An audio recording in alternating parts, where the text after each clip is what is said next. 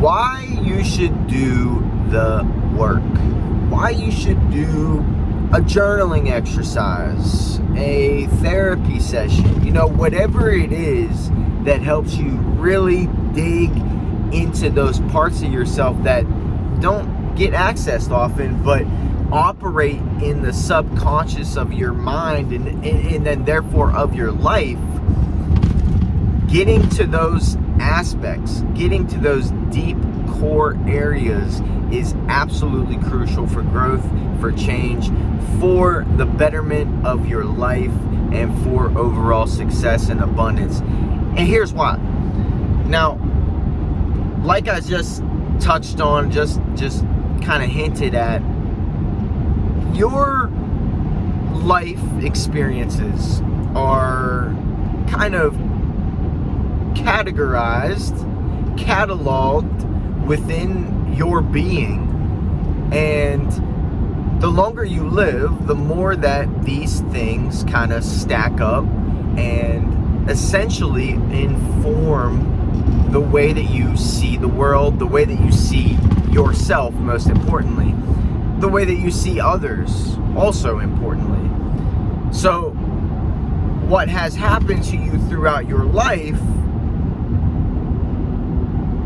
begins to accumulate and form a perspective that you then take into the mirror, and you also then take into your relationships, and that you then take into the way that you operate in the world in general, okay?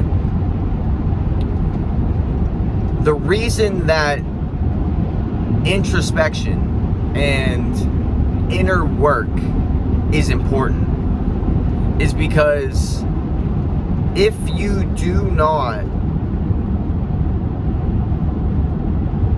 work out those experiences in such a way that you just shed light on them and let them breathe, and I know I'm being a little bit esoteric and I'm being a little bit metaphorical, but I think you can understand where I'm coming from.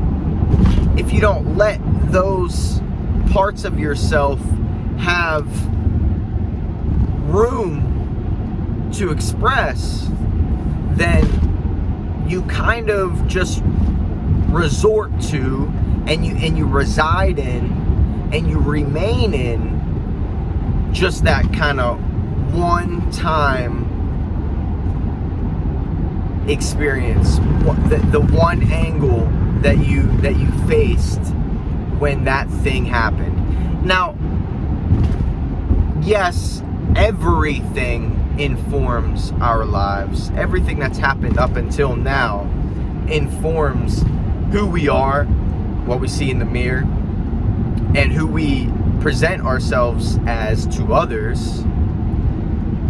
But trauma in particular, on all levels, whether it was something as simple as you were on a job site and dropped a hammer on your foot, or you had like a serious dark childhood, and you just grew up in a house that you were afraid in, or, you know, whatever it is, trauma in particular likes to kind of bury its head, and yet at the same time gives you a particular lens with which you then again take into the mirror and you take into the world. You take into your relationships with others.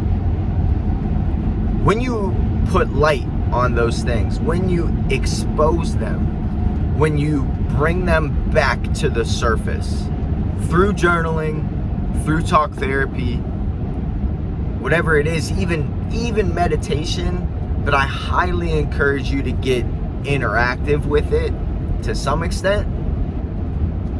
When you do that, when you have like an exercise that brings these things out,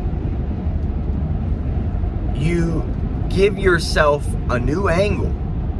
So now you're able to not only have it from the original experience, but you're also able to look at the thing from another side, and then therefore see things in such a way that maybe you're more gentle with yourself from that particular experience.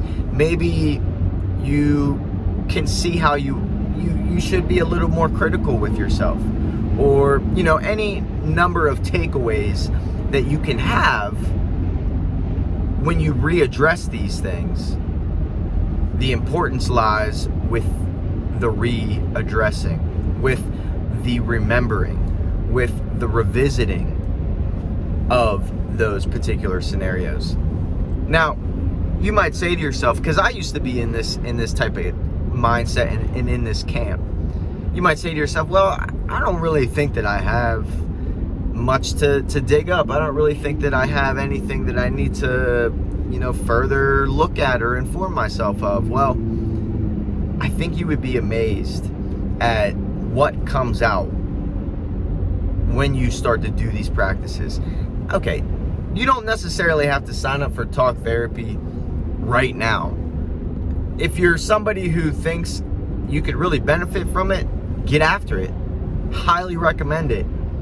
But even if it's something as simple as a journal exercise every morning, every other morning, once a week, I think that you'll find that just by doing it,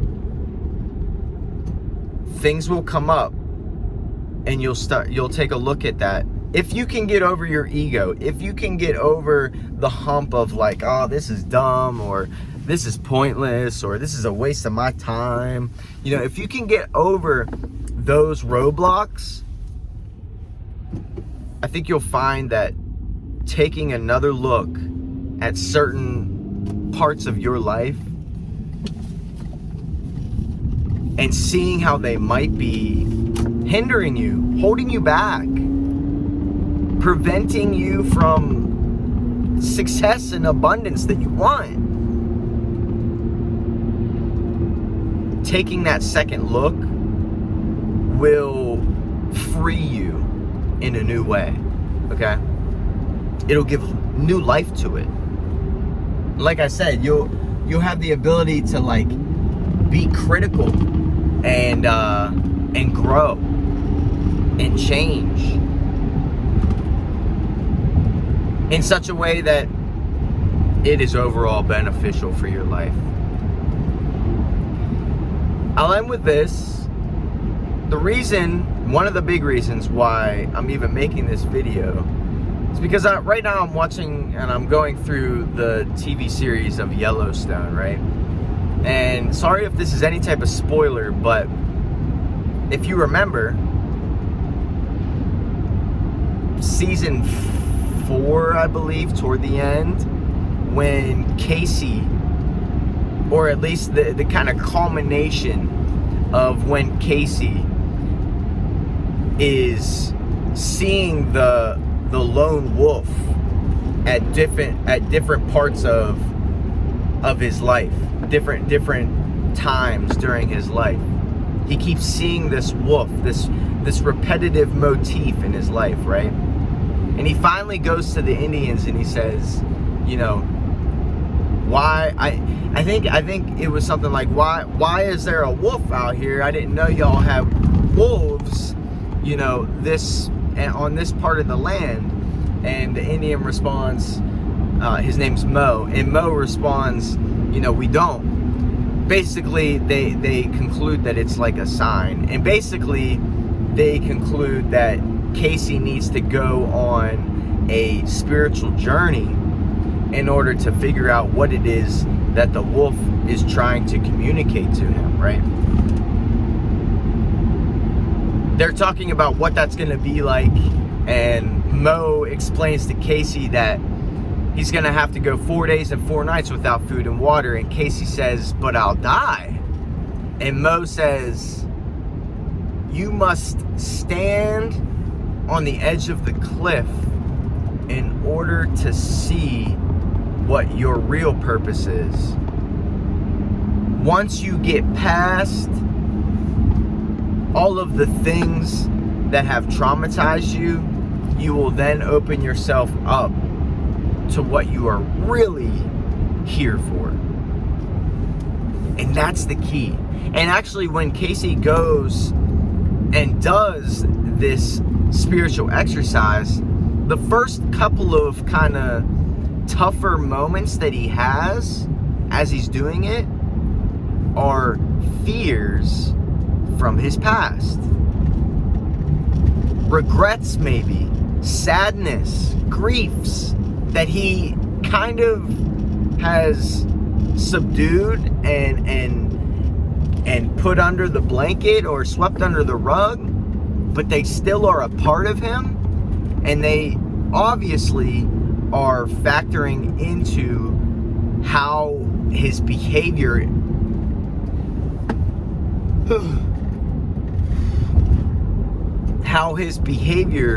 is operating. So, first he sees his older brother that was killed in the very beginning of the series. Then he kind of flashes back to his war experiences. These are all traumatic things in Kayce's life that earlier in the show you realize he doesn't really like to talk about, particularly the war stories. He doesn't want to talk about his war stories. He doesn't want to kind of be that killer that he was. He doesn't want to relive those moments.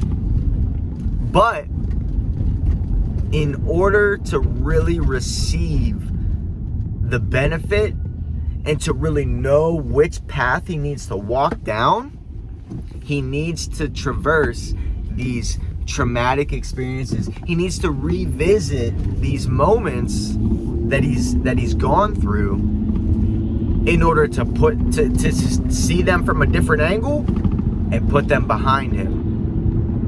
And really then, after he has kind of made peace with those events and he's able to let them go, he can then look at life and say, okay, what am I supposed to do now?